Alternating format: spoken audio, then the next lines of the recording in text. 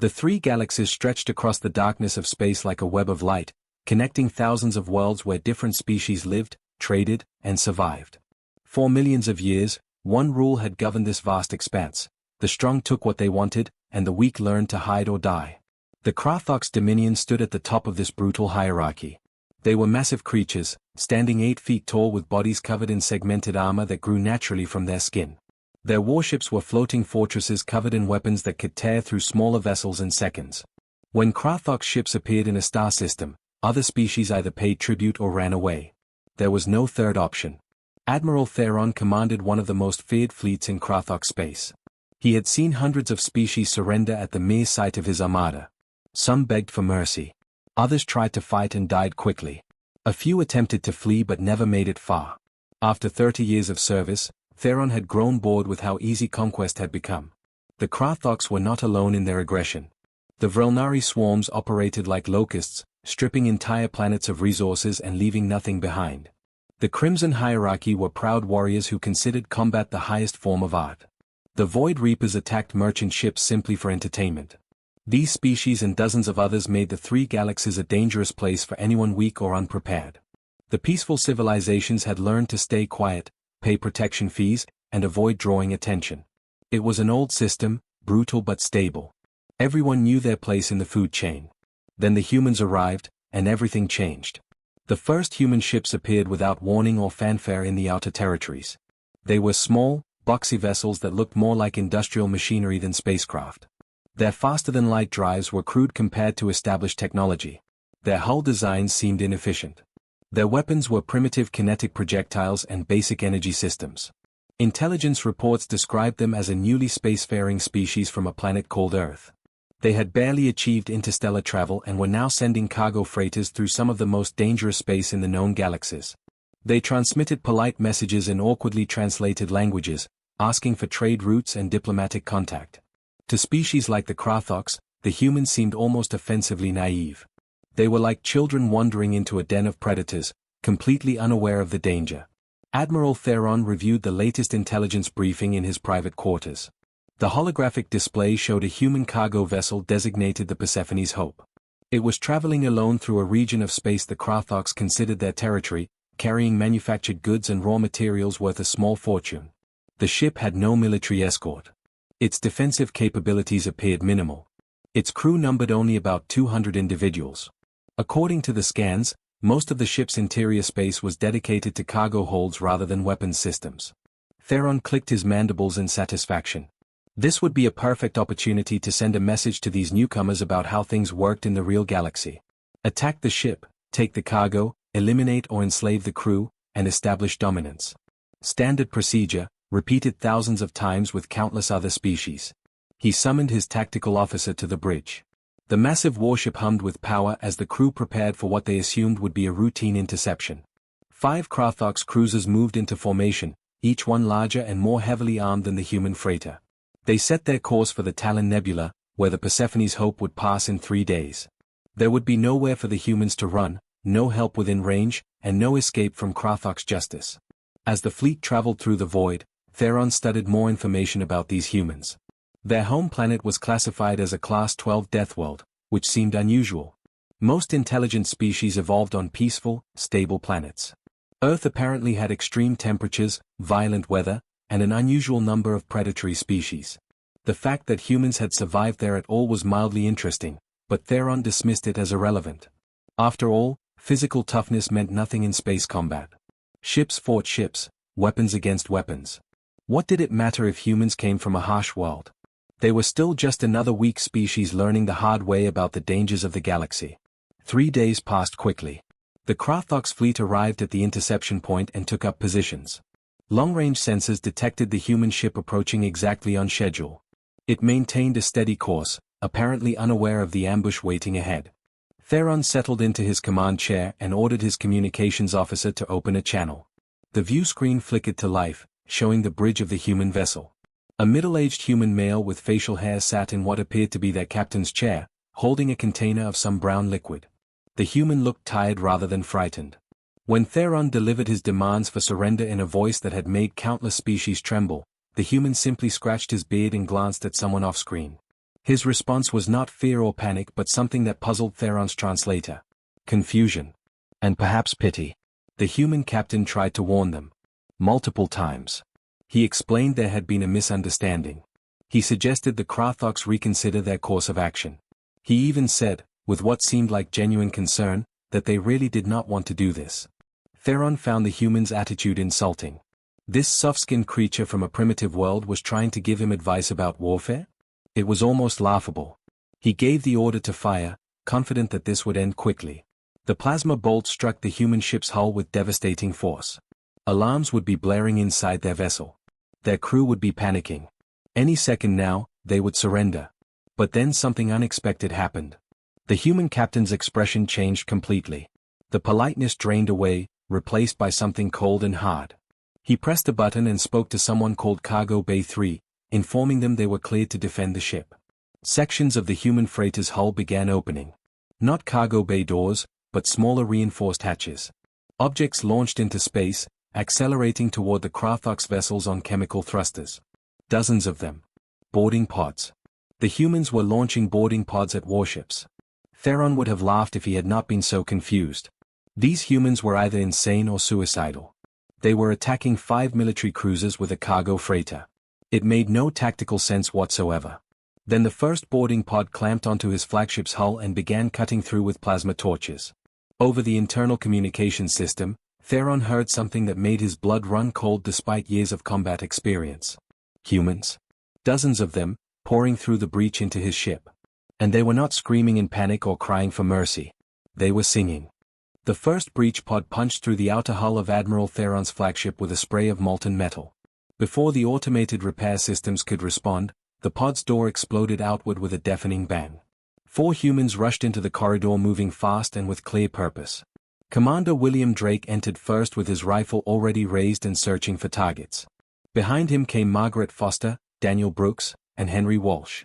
They moved like a well-trained unit, taking defensive positions and securing the breach point in less than 10 seconds. Their movements were smooth and practiced, showing years of experience. Down the corridor, a squad of Krathoks warriors charged toward them with weapons raised. They were terrifying to behold, standing 8 feet tall with armored bodies and cybernetic enhancements that gleamed under the ship's lights. Their energy weapons hummed with deadly power. These were elite soldiers who had conquered dozens of species across multiple star systems. Margaret dropped to one knee and fired 3 quick shots. The leading Krathoks warrior's weapon sparked and died as its power cell was destroyed. Before he could react, Daniel threw a small device that exploded with blinding light and crushing sound. The Krathoks, with their sensitive eyes and hearing, stumbled backward in confusion and pain. The humans moved forward through the chaos like ghosts. Henry shoulder-checked one massive warrior into the wall with surprising force, then swept another's legs out from under him using a practiced martial arts move. The Krathoks were strong and well-armored, but they moved slowly and seemed confused by opponents who refused to fight the way they expected. Margaret fired again, hitting another warrior's weapon and disabling it. The humans were not trying to kill their enemies but to disable and disarm them. Every shot was precise and controlled, hitting weak points in armor joints or destroying equipment rather than flesh. On the bridge, Admiral Theron was receiving reports from all 5 of his ships, and nothing made sense anymore. Every report brought more impossible news. Sir, Deck 4 is overrun. The humans are using our own ship against us. Engine Room 2 reports humans have taken control of auxiliary power. Medical Bay has been captured, and sir, the humans are treating our wounded. Theron's mandibles clicked in total confusion. What kind of enemy captured medical facilities and then used them to heal the soldiers they had just been fighting? This violated every principle of warfare he understood. Enemies were supposed to hate each other, not provide medical care. Another alert flashed across his tactical display. The humans had reached the secondary bridge access corridor. Between them and the bridge stood 30 of Theron's finest elite guards, warriors who had trained their entire lives for combat. Those 30 guards bought the humans exactly 4 minutes before they were defeated.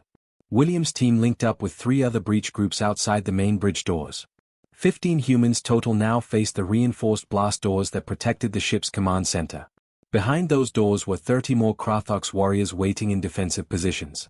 Emily Clark, their technical specialist, connected her portable computer to the ship's systems. Her fingers moved rapidly across the device as she worked to break through the security. Their encryption is good, but they did not expect anyone to hack from inside the ship. "Give me 30 seconds. The doors opened with a hissing sound. What followed was a brutal but one-sided battle. The Krathox warriors fought with the ferocity of a species that had dominated the galaxies for generations.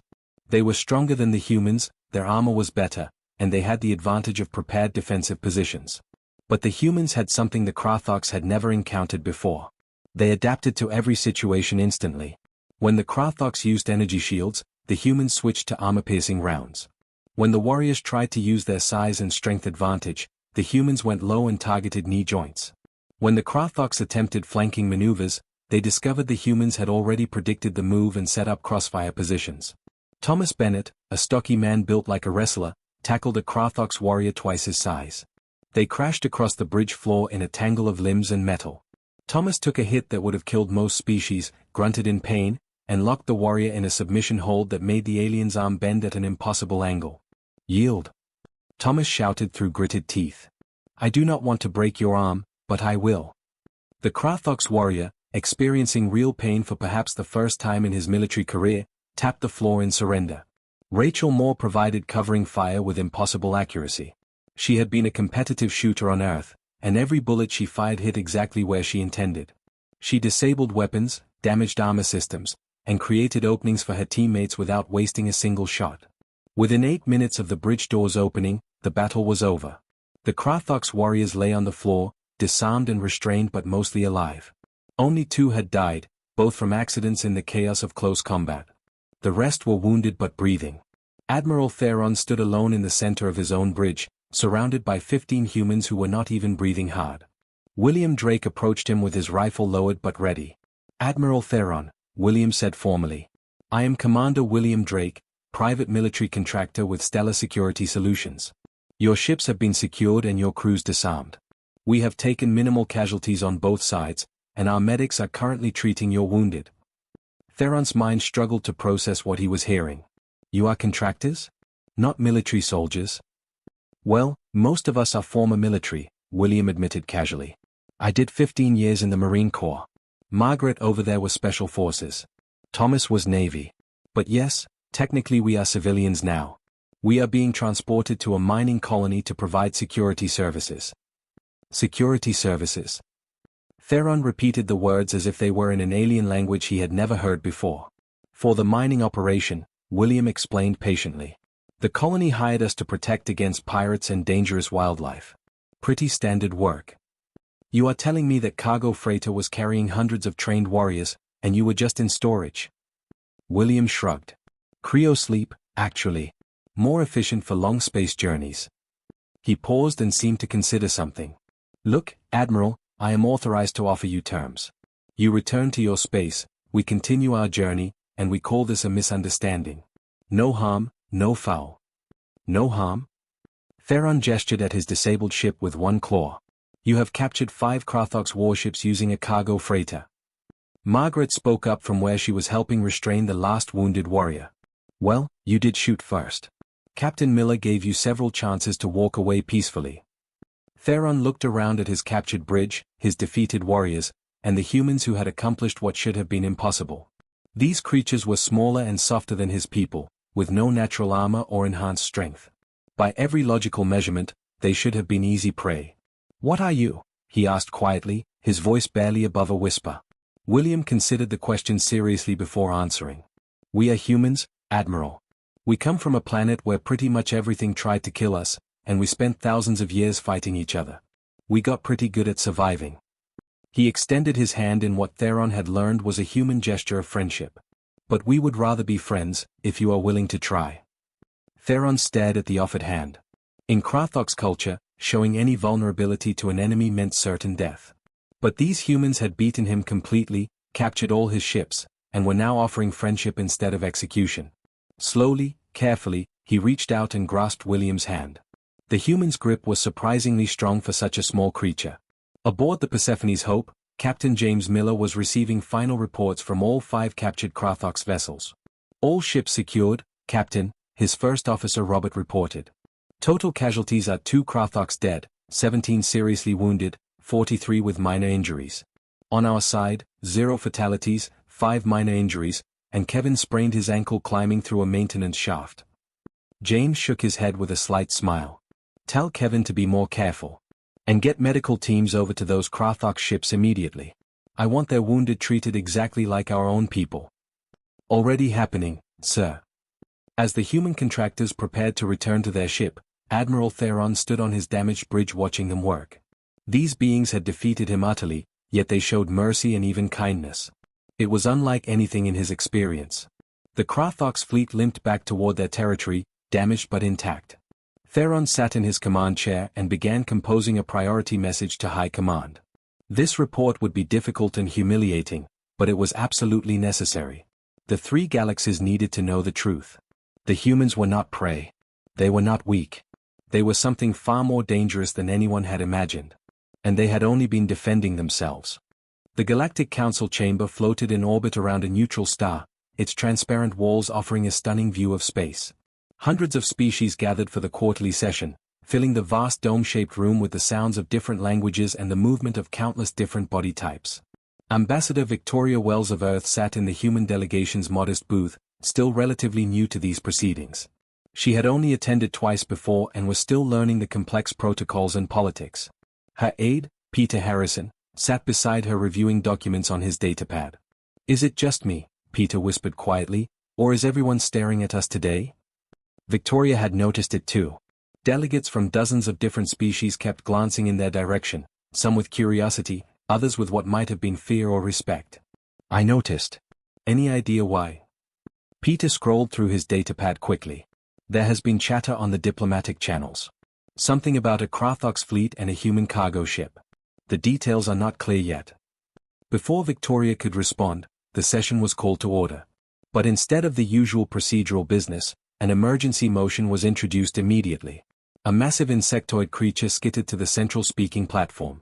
Ambassador Thelvan of the Vrelnari swarms was a frightening sight, with multiple legs, compound eyes that reflected light in strange patterns, and mandibles that clicked as he spoke. The Vrelnari were notorious raiders who stripped entire colonies of resources. Esteemed Council, Thelvan began, his words translated into Standard Galactic. We have heard disturbing reports about the newest spacefaring species, the humans. It is claimed that a single human cargo vessel defeated 5 Krothox warships. We believe these reports are exaggerated propaganda designed to inflate human reputation beyond reality. Whispers and murmurs rippled through the chamber. Victoria felt her stomach sink. She had not received any official reports about such an incident from Earth Command. The Vrelnari swarms propose a resolution. Thelvan continued with clicking sounds that might have been laughter. We should test these humans ourselves, determine their true capabilities, and establish proper classification in our databases. We cannot have unverified species traveling through our space without proper evaluation. Victoria stood up quickly. The human delegation objects strongly to this resolution. We are peaceful traders seeking only to establish mutual beneficial relationships and... Ambassador Wells, Thelvan interrupted her, his mandibles clicking in amusement. If your species is truly as harmless as you claim, then a simple evaluation should pose no threat whatsoever. Unless, of course, you have something to hide from the Council. The vote was called before Victoria could respond further. The more aggressive species supported the resolution enthusiastically, while peaceful civilizations remained silent or abstained. The motion passed with a comfortable majority. Victoria immediately transmitted an emergency message to Earth Command, but she knew it would take days for warnings to reach human ships in the remote outer sectors of space. The Vrelnari did not wait that long. 3 days later, the colony ship New Horizon traveled through deep space carrying 10,000 colonists toward humanity's third extrasolar settlement. The massive vessel was 3 kilometers long, more like a floating city than a traditional starship. It carried families, supplies, prefabricated buildings, and everything needed to establish a new world. Captain Andrew Foster commanded the ship from the bridge with his daughter Grace serving as first officer. The New Horizon was designed for carrying people and cargo, not warfare. Its weapons were minimal, just enough to deal with small pirates or asteroids. Richard Stone, the sensor operator, suddenly looked up from his console with alarm on his face. Multiple contacts bearing 270. Configuration matches Vrelnari raid craft. Captain, I am reading over 40 vessels approaching fast. Andrew's jaw tightened immediately. Sound battle stations. Grace, get all colonists to the emergency shelters now. Richard, Transmit distress calls on all frequencies. Distress call sent, sir. But the nearest human ship is 3 days away at maximum speed. The Vrelnari fleet approached in their classic swarm formation. Dozens of small, fast attack craft that would overwhelm larger ships through sheer numbers and speed. They had used this tactic successfully against countless species before, attacking when victims were most vulnerable during transit. What the Vrelnari did not know was that human colony ships followed a doctrine developed from centuries of Earth's naval history. Any vessel carrying civilians was also carrying people ready and able to defend them. A communication came through from the Vrelnari flagship. The screen showed their commander with rainbow patterns reflecting in his compound eyes. Human vessel, your species requires evaluation for Galactic Council records. Surrender your ship immediately and submit to testing. Resistance will result in complete destruction. Andrew leaned back in his chair calmly. We are a colony ship full of families heading to an uninhabited world. We pose no threat to anyone. That will be determined by us. You have 60 seconds to comply with our demands. The channel closed abruptly. Andrew looked at Grace, who had returned to the bridge after securing the civilians. Status on the emergency shelters. All 10,000 colonists are secured in the reinforced sections. But Dad, we both know those shelters will not help much if they breach the main hull. They are not going to breach the hull. Andrew pressed the ship-wide intercom button. Attention all passengers. This is the captain speaking. We are under attack by hostile forces. All individuals with military, law enforcement, or security experience should report immediately to designated muster stations. Security personnel, begin weapons distribution now. We are activating siege protocols. Throughout the massive ship, thousands of colonists heard the announcement. Peter Chen had been a school teacher on Earth, packing for a new life teaching children on a fresh world. Like most humans, he had completed mandatory military service right after university.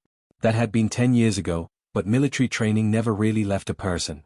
He grabbed the rifle his father had given him and headed quickly to Muster Station 7. When Peter arrived, he found the station already crowded with people. There was Linda Price, a surgeon who had also served as a combat medic. George Miller, a factory worker and amateur boxing champion. Anna Reed, a botanist who had spent 3 years as military police. David Knight, a software engineer who had been a sniper instructor. Colonel Walter Grant, the ship's security chief, stood on a raised platform addressing the rapidly growing crowd. Listen carefully. We have got 40 Vrelnari raiders incoming. They expect us to surrender without a fight. We are going to disappoint them badly. I need hull breach teams, corridor defense squads, and rapid response forces. If you have combat experience, speak up now. If you have specialized skills like medical, engineering, or demolitions, let us know immediately. Thousands of hands shot up throughout the crowded room. Peter found himself assigned to Defense Squad 12, partnered with Michelle Sanders, a nurse who had served in a war zone on Earth. They were issued armor, weapons, and assigned to defend Corridor 7 on Deck 12. Ever think you would be doing this again? Michelle asked as they checked their rifles and loaded magazines. Peter shook his head. Honestly, no. I thought I was completely done with fighting. I was supposed to be teaching kids on a peaceful new world. Michelle smiled grimly. You still will teach those kids. But first, we have to make sure there is actually a world left for them. The Vrelnari attack began with military precision. Boarding pods attached to the New Horizons hull at 40 different points simultaneously. Plasma cutters started burning through the exterior armor with bright blue flames. The first Vrelnari team breached Deck 8. 10 insectoid raiders poured through the smoking opening, their mandibles clicking with anticipation. They had done this hundreds of times before with other species. The pattern was always the same. The prey panicked, scattered, and were easily rounded up. They entered a corridor expecting it to be empty or filled with frightened civilians running away. Instead, they found 30 humans waiting in carefully prepared defensive positions with weapons raised. The fight lasted exactly 12 seconds. The Vrelnari had expected panic and chaos. Instead they faced coordinated fire from multiple angles, with humans communicating and supporting each other like trained soldiers. Their natural chitin armor, which had protected them against so many other species, proved inadequate against human weapons designed to punch through steel and concrete. Not a single Vrelnari made it past the first corridor intersection. Across the massive ship, the same scene repeated 40 times. The Vrelnari boarding parties, accustomed to easy victories against terrified prey, found themselves facing humans who refused to run, refused to surrender, and fought with coordination that suggested extensive military training. Because they all did have military training. Every single one of them. On the Vrelnari flagship, Commander Thelvan watched his tactical displays with growing disbelief and horror as boarding team after boarding team was destroyed. "What is happening?" he demanded frantically. "These are colonists. Civilians. They should be hiding and crying, not fighting back like this." His tactical officer's voice shook with fear. "Commander, we have lost contact with 37 boarding teams completely. The remaining 3 are requesting emergency extraction immediately." "How many humans are aboard that vessel total?" The officer checked his screens with trembling limbs. 10,000, sir." "And how many are currently fighting against us?" "Approximately 3,000, sir." Thelvan's mandibles clicked in shock and disbelief. 3,000 fighters. 3 out of every 10 humans aboard a civilian colony ship were combat capable and winning. Not trained soldiers, but teachers, doctors, farmers, and engineers who could fight like elite warriors. "Pull back immediately," Thelvan ordered in defeat. "Extract all remaining boarding teams and retreat to safe distance." The Vrelnari fleet retreated in complete disarray, leaving behind 23 destroyed craft and hundreds of dead raiders. The New Horizon had suffered hull damage and 300 wounded colonists. But 0 deaths. Captain Andrew opened a channel to the fleeing Vrelnari fleet. "Commander Thelvan, consider your evaluation complete. The human species does not respond well to unprovoked attacks. We will file formal complaints with the Galactic Council. But more importantly, we will share our combat footage with every species in the 3 galaxies. The next time someone considers attacking any human ship, they will know exactly what to expect." The footage spread across the galaxies like wildfire. Species that had never heard of humans suddenly knew exactly who they were. The civilization whose civilian colony ships could fight off major military assaults without breaking a sweat. The word spread quickly through every channel, every network, every communication system. "Do not attack human ships. Any human ship. Ever." Dr. Eleanor Wright sat in her university office on Haven Station, staring at the research paper she was about to publish. She was a xenoanthropologist who had spent 15 years studying alien cultures across the 3 galaxies. The paper on her desk would be the most controversial work of her entire career. Her colleague, Professor Martin Cole, sat across from her reading the final draft on his datapad. His expression grew more troubled with each paragraph he read. "Eleanor," Martin said finally, setting down the device. "If you publish this paper, you are going to cause panic across every civilized world in the galaxies." "I am publishing facts, Martin. Uncomfortable facts, yes, but still facts that need to be understood. You are essentially telling the entire galaxy that humans are walking weapons who evolved on a nightmare planet." Eleanor leaned back in her chair with a tired sigh. "I am explaining why humans survived on a planet that should not have produced intelligent life at all. The data is absolutely clear. Earth is classified as a Class 12 death world. That is the highest possible classification. Most sapient species evolved on Class 3 or 4 worlds. Some of the hardier ones come from Class 6 planets. But 12? She shook her head slowly. "Martin, there is a reason only 3 other spacefaring species come from Class 12 worlds, and 2 of those species are now extinct." Martin picked up the datapad again. "Walk me through your argument one more time. Pretend I am not a scientist and explain why Earth is so uniquely terrible." Eleanor pulled up a holographic display showing Earth rotating slowly in space. The planet looked beautiful from orbit, with blue oceans and white clouds. "Let us start with the basics. Earth's gravity is 1.3 times the standard galactic norm. That means humans are automatically stronger and have greater physical endurance than most species, simply because they evolved carrying around heavier bodies." She zoomed in on different regions of Earth's surface. The planet has extreme temperature variations, from 50 degrees below zero to 50 degrees above in Celsius. Most inhabited planets have moderate, stable climates that change slowly. Earth's weather is violent and completely unpredictable. Hurricanes, tornadoes, earthquakes, tsunamis, volcanic eruptions. Humans built their entire civilization while living in constant fear of their own planet suddenly killing them. "That explains physical toughness," Martin said. "But what about the psychological aspects? The violence?" "I am getting there." Eleanor pulled up images of Earth's wildlife. Lions, bears, sharks, crocodiles, venomous snakes, and spiders filled the display. Earth has more predator species per square kilometer than any other inhabited world we have studied. Humans evolved as prey animals first. They learned to hunt by first learning to avoid being hunted. Their ancestors spent millions of years being eaten by creatures that were stronger, faster, and better armed than they were. She highlighted specific information on human evolution. Humans developed something called persistence hunting. They cannot outrun a deer or overpower a bear in direct combat, so they learn to track prey for days and literally run them to exhaustion. No other species hunts this way. The endurance that lets humans jog for hours without stopping is actually a predator adaptation. Martin studied the images carefully. And this shaped their psychology. How? Eleanor's expression became more serious. Here is where it gets really interesting. Most spacefaring species achieved complete global unity before developing space travel. They had single world governments, unified cultures, and shared purposes. They stopped fighting each other millions of years before reaching the stars.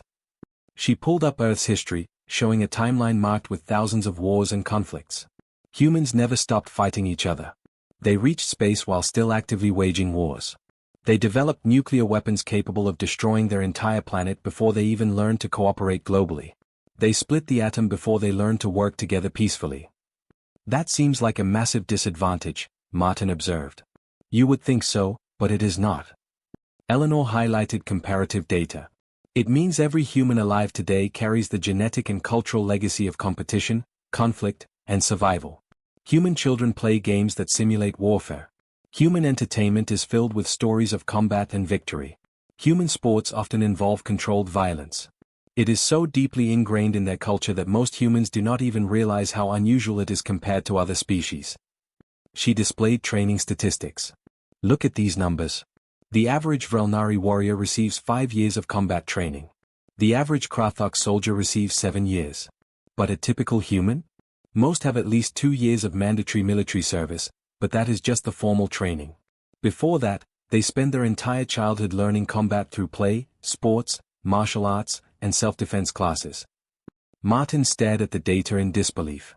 So by the time a human reaches adulthood, they have spent literally thousands of hours practicing strategic thinking, physical conflict, and survival skills. And they do not even think of it as military training. They just call it growing up. Eleanor pulled up psychological studies. Then there is human pattern recognition, which borders on paranoia. They see potential threats everywhere because on Earth, threats actually were everywhere. A human walking through a peaceful forest is subconsciously cataloging escape routes, potential weapons, and survival resources. It happens automatically without conscious thought. She displayed medical data next. Look at human physiology. They have redundant biological systems, incredible healing capacity, and pain tolerance that exceeds most species by orders of magnitude. A human can lose significant blood volume and keep fighting. They can function with broken bones. There are documented cases of humans surviving injuries that would instantly kill any other known species. Because Earth kept trying to kill them, Martin said slowly, understanding dawning on his face. Exactly. Natural selection on a death world does not favor the smartest or the strongest necessarily. It favors the most stubborn, the most adaptable, and the most willing to fight back against impossible odds. Eleanor paused for emphasis. And here is the really important part that the galaxy needs to understand. Humans do not even realize how unusual they are. They genuinely think all species are similar to them. When that Krathok's fleet attacked their cargo ship, the humans were honestly confused about why the aliens gave up so quickly. Martin actually laughed despite the serious nature of the conversation. They thought the Krathoks were weak. They assumed everyone had civilian contractors who could fight off warships. They thought all colony ships naturally carried thousands of combat-ready individuals. It never occurred to them that they are the unusual ones in the galaxy. Eleanor pulled up her paper's conclusion. But here is what makes humans truly dangerous, and why I believe this information must be handled carefully. Humans are incredibly adaptable. Put them in any environment, and they will figure out how to survive there. Give them any problem, and they will find multiple solutions. They spent their entire evolutionary history solving what should have been an unsolvable problem: how to survive on a planet actively trying to kill you every single day. And now they are traveling through space, Martin said quietly. Now they are in space with all that adaptability, all that ingrained combat training, all that stubborn refusal to quit.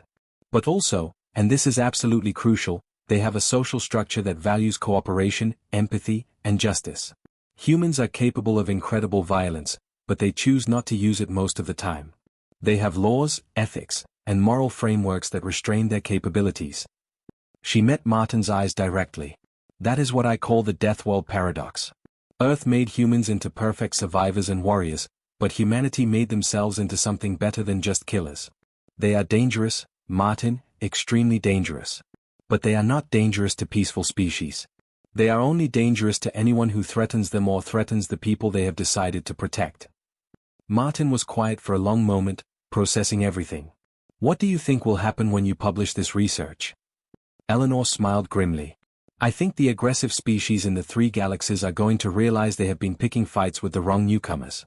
And I think peaceful species are going to realize they finally have powerful allies who can stand up to bullies effectively. As for humanity? She shrugged. Humanity will probably be confused about why everyone is making such a big fuss. They will go right back to hauling cargo, building colonies, and trying to make friends with everyone. She paused and looked out at the stars beyond her window. Right up until someone attacks them again. And then the entire galaxy will be reminded very quickly why you never, ever pick fights with Deathworlders. The paper was published 3 days later. Within 1 week, it had been translated into every major language across the 3 galaxies. Within 1 month, it became required reading at every military academy, diplomatic institute, and government center. The term Deathworlder entered common usage immediately, always referring to humans. And across the galaxies, species both aggressive and peaceful began to truly understand what humanity represented. They were not conquerors. They were not victims. They were survivors from a nightmare world who had chosen to be friends instead of enemies. That choice made them the most valuable allies and the most dangerous enemies anyone could imagine. The Crimson Hierarchy had ruled their sector of space for 10,000 years without challenge. They were 9 feet tall, covered in red-scaled armor that grew naturally from their bodies, with claws sharp enough to cut through steel. Their warrior culture valued honor through combat above everything else. High Commander Drakmor stood before his war council, his claws clicking against the metal table with impatience. He had read all the reports about humans, watched all the footage, and studied the academic papers. His conclusion was simple: it was all lies and propaganda. The Krathoks have grown soft and weak, Drakmor declared to his assembled officers. They were defeated by simple cargo haulers and now invent elaborate excuses to hide their shame. The Vrelnari are natural cowards who flee from any real resistance. As for this ridiculous Deathworld paradox paper, it is nothing but fantasy written by an academic who has never seen true combat. His subordinates clicked their claws in enthusiastic agreement. The Crimson Hierarchy had never been defeated in open warfare throughout their long history. Their code demanded they test themselves against any species claiming strength. We will attack a human vessel, Drakmor continued with confidence. Not a cargo ship or colony transport, but one of their diplomatic ships. We will capture their ambassadors, demonstrate the clear superiority of the hierarchy, and end this absurd myth once and for all. A younger warrior named Velkaz spoke hesitantly. What if the reports are actually accurate, Commander? Drakmor's eyes narrowed dangerously. Then we will have the great honor of being the first to defeat these so-called Deathworlders in honest combat. Either way, the hierarchy prevails and our honor grows. The target was selected quickly. The human diplomatic vessel Olive Branch was traveling to a trade summit at Crossroads Station.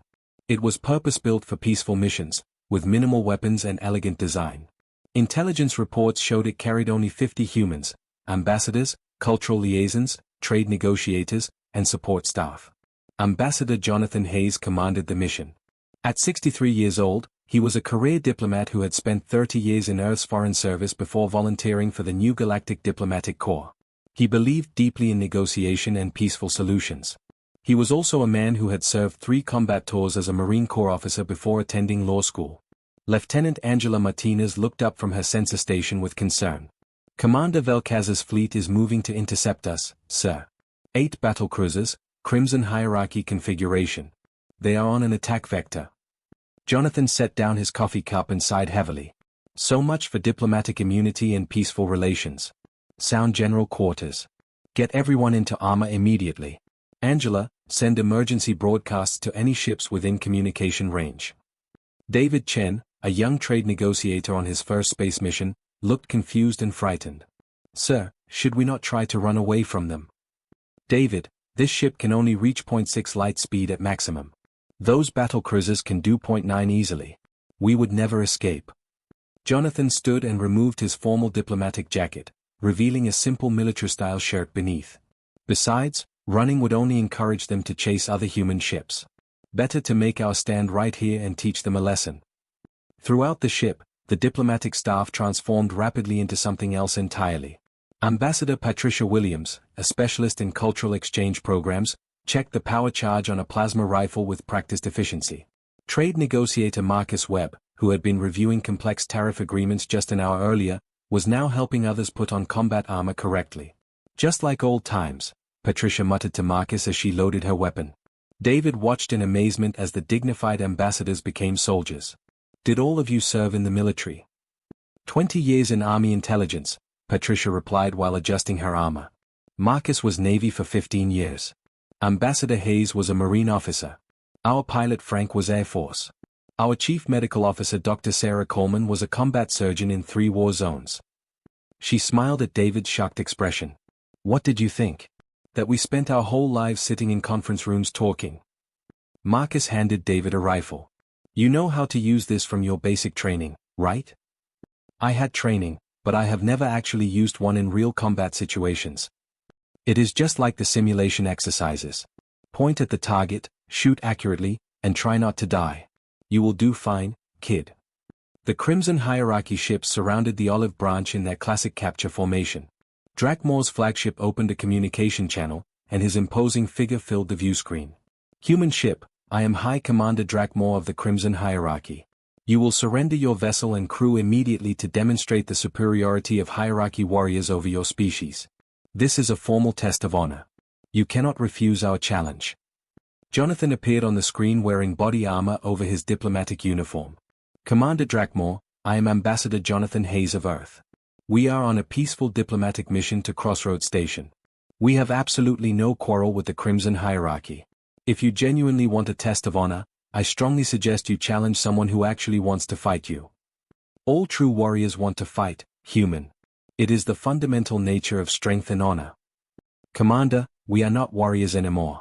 We are diplomats now. Our job is to prevent fights and build understanding, not start conflicts. Drakmore's laugh was a harsh, barking sound. You are either liars or cowards trying to hide weakness. The reports claim all humans are natural fighters. If this is true, prove it now. If not, surrender immediately and admit your species' weakness to the galaxy. Jonathan closed his eyes for a brief moment, looking genuinely pained by what was about to happen. When he opened them again, his expression had changed completely. The friendly diplomat was gone, replaced by something much harder and more dangerous. Commander, I am going to give you one final chance to turn around and leave. I am not saying this to sound tough or to threaten you. I am saying this because I genuinely do not want anyone to die today unnecessarily. Turn your ships around right now, and we will completely forget this incident happened. You have exactly 30 seconds to surrender before we board your vessel by overwhelming force. Jonathan muted the communication channel and turned to his crew. All hands, prepare for boarding action. Remember your training carefully. Protect each other. And please try to keep casualties on both sides to an absolute minimum. These idiots have no idea what they are walking into. He unmuted the channel and looked directly at Drakmore. Commander, you have made your choice. I am genuinely sorry it came to this outcome. The Crimson Hierarchy warriors were legendary fighters, each standing 9 feet tall and weighing over 400 pounds. They had trained in combat since early childhood and feared absolutely nothing. They breached the Olive Branch at 4 points simultaneously, expecting to overwhelm the tiny crew with superior numbers and strength. The first boarding party of 12 warriors entered through the port airlock. The corridor ahead appeared empty and undefended. Then everything exploded into violent chaos. The humans had prepared a perfect kill zone. Portable barricades appeared instantly from side passages. Coordinated crossfire caught the Crimson warriors from 3 different angles simultaneously. The lead warrior took a plasma round directly to his knee joint, the one genuine weak point in their natural armor, and collapsed immediately. Ambassador Patricia Williams fired from behind her barricade with the precision of someone who had done this hundreds of times in actual combat. Each shot hit a joint, a weapon, or a sensor array. Never killing shots, but always disabling and effective. They are too tall for this narrow corridor. Marcus shouted while firing. They cannot use their numbers or maneuver properly. Exactly why we chose this defensive position, Patricia replied calmly, firing again. Humans are shorter. We fit much better in confined spaces. that is our advantage. The boarding party retreated in complete confusion, desperately dragging their wounded warriors with them. At every other breach point, similar scenes played out. The Crimson warriors, accustomed to straightforward honorable combat, found themselves caught in mazes of improvised obstacles, slipping on lubricants sprayed across floors, and taking fire from humans who appeared and disappeared through maintenance shafts like ghosts. Within 20 minutes, all boarding parties had been repelled with heavy casualties. On his flagship, Drakmor stared at his tactical displays in complete disbelief. All boarding parties repelled? By 50 humans? 4 to 7 humans actually fighting, sir. 3 are medical staff treating wounded on both sides. Drakmor made a decision driven by wounded pride. I will board their ship personally and challenge their strongest warrior to single combat. Winner takes all. That is the hierarchy way of honor. The challenge was transmitted. Jonathan received it and actually laughed bitterly. He wants single combat with our strongest warrior. Jonathan looked around at his diplomatic staff, then his eyes settled on Dr. Sarah Coleman, who was bandaging a minor wound. Sarah, how much do you weigh? 140 pounds. Why are you asking? And you are 5'7", correct? Yes. What are you planning, John? Jonathan smiled grimly. You are our combat surgeon with advanced hand-to-hand training, right? Sarah saw his expression and sighed deeply. Yes, I am certified in advanced close-quarters combat. It was required for all field surgeons. But John, that was 20 years ago. Combat skills are like riding a bicycle. You never really forget. Jonathan opened the channel to Drakmor. Commander, we accept your challenge. Our champion will meet you in docking bay 2. Unarmed combat only, victory by submission or complete incapacitation. Drakmor stood in the docking bay, 9 feet of pure muscle and natural armor. Sarah Coleman walked in from the opposite entrance. She was less than 2/3 his height and maybe 1/4 his weight, with gray hair and the calm confidence of someone who had spent 30 years saving lives under enemy fire. Drakmor stared in confusion. You send an elder female as your champion? This is a grave insult. Gender and age do not matter much to humans, Sarah replied calmly. We all learn to fight properly. And I am not that old. Just turned 60 last month. I will not fight someone so obviously inferior. Sarah's eyes turned cold and hard. Commander, you attacked a peaceful diplomatic vessel, threatened my friends and colleagues, and wounded members of my crew. I am not here because I want to be. I am here because you demanded it. Now, are we doing this, or are you going to finally admit you made a terrible mistake? Drakmor's honor would not allow retreat. He raised his claws. Very well. I will make this quick and merciful. He lunged forward with devastating speed. Sarah did not try to match his strength. Instead, she used his momentum against him, sidestepping and striking precisely at his knee joint. Drakmor stumbled in surprise. He spun and swung his claws. Sarah ducked smoothly under the blow and struck twice more, hitting his elbow joint and hip socket with surgical precision. You are very strong and impressively fast, Sarah said while circling. But you are used to fighting opponents who match strength with strength. Humans learned long ago we cannot win that way. We had to become creative survivors instead. The fight continued for 3 minutes. Drakmor grew slower and more frustrated with each passing second. This tiny human was landing dozens of precise blows while he could not hit her even once. Finally, Sarah swept his legs. Drakmor crashed to the deck, and Sarah immediately applied a joint lock that immobilized him completely. Yield, she said firmly but not unkindly. You fought with honor, Commander. You have nothing left to prove. Please yield now. Drakmor, experiencing his first defeat ever, tapped the deck in submission. Sarah released him immediately and offered her hand. You are a strong fighter, Commander. Against most species, you would win easily. But humans do not fight fair. We learn to win anyway against bigger, stronger opponents. Drakmor accepted her hand and stood slowly. The reports were accurate. You are true Deathwalders. We prefer being called humans, Sarah replied with a slight smile. Now you have wounded warriors needing medical attention. I am a doctor. Let me help them.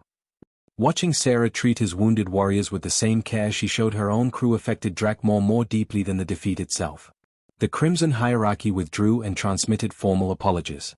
The footage of a 60-year-old human doctor defeating their greatest warrior spread across the galaxies within hours. 3 months later, the Galactic Council convened for a historic emergency session. Ambassador Victoria Wells stood at the central podium before billions watching across 3 galaxies. Humanity has traveled your stars for less than 2 years, Victoria began. We have been attacked repeatedly by aggressive species. We defended ourselves, sometimes with necessary force, but always with restraint and mercy. We healed the wounded of our enemies. We asked for nothing except the right to travel freely and trade fairly. She paused and looked around the vast chamber. Today I propose a treaty. Earth offers this: we will never engage in aggressive warfare. We will not claim territory beyond our authorized colonies. We will not interfere in other species' internal affairs. In exchange, we ask for 3 simple things. The chamber fell completely silent. First, free passage through all territories for human vessels engaged in peaceful activities. Second, mutual defense agreements with any species who wish to join us. Third, an equal seat on this galactic council. One by one, species voiced support. The Krathox Dominion. The Vrelnari Swarms. The Crimson Hierarchy. Even species who had never met humans voted yes after seeing all the evidence. The vote was nearly unanimous. The Terror Accords were ratified that historic day. The most important provision was elegantly simple. Human vessels engaged in lawful activity would have free passage everywhere and would not be attacked without just cause. But an unofficial rule spread through every military, every pirate base, and every raider clan across the 3 galaxies. It was never written down officially, but everyone understood it perfectly. Never attack human ships. Ever. 5 years later, a young Krathox warrior asked his commander a simple question during training. Commander Velkaz, why do we never engage human vessels even when they appear vulnerable? Velkaz, who had witnessed the first human encounter personally, pulled up historical footage. Watch this carefully and learn. The recruit watched humans defending ships, colonies, and diplomatic missions. Each time, the humans won against impossible odds. Humans come from a death world, Velkaz explained seriously. They evolved to survive on a planet that tried to kill them constantly. They learned to fight, adapt, and never surrender. Then they came to the stars seeking friends, not conquest. He met the recruit's eyes directly. We are extremely fortunate humans chose peace. Because if they had come seeking conquest instead of friendship, absolutely no one could have stopped them. Remember that always. Humans are not prey. They are not enemies. They are valuable allies who should be treated with great respect. The recruit clicked his mandibles in complete understanding. Across the 3 galaxies, human ships traveled safely through every territory. Human traders were welcomed at every port. Human colonies prospered, often with alien neighbors who appreciated having Deathworlders as protective friends. When pirates threatened peaceful species, they often found human ships nearby, willing to help defend the innocent. Earth had sent its children to the stars seeking a place among the civilizations of the cosmos. They brought the legacy of their harsh world, the ability to fight, survive, and adapt to anything. But they also brought hope, compassion, and a stubborn belief the universe could become better. The 3 galaxies tested humanity and found them to be warriors. But they also found them to be true friends. And everyone agreed completely, having humans as friends was infinitely better than having them as enemies. Somewhere in deep space, a small cargo ship called Second Chance traveled peacefully through the void. Captain Jennifer Murphy sat in her command chair reading reports and sipping coffee. Any contacts on sensors? She asked casually. Negative, Captain. Clear space everywhere around us. Good. Let us keep it exactly that way. But if anyone had been foolish enough to attack the Second Chance, they would have discovered that Captain Murphy, like every human ship captain, was never truly unarmed, never actually unprepared, and never as helpless as she appeared to be. Because humanity learned long before reaching the stars that the universe was dangerous. The only way to survive was being even more dangerous than the threats you faced, while remaining kind enough to make friends worth protecting. That was the human way. The 3 galaxies had learned to respect it deeply. And no one ever forgot the lesson.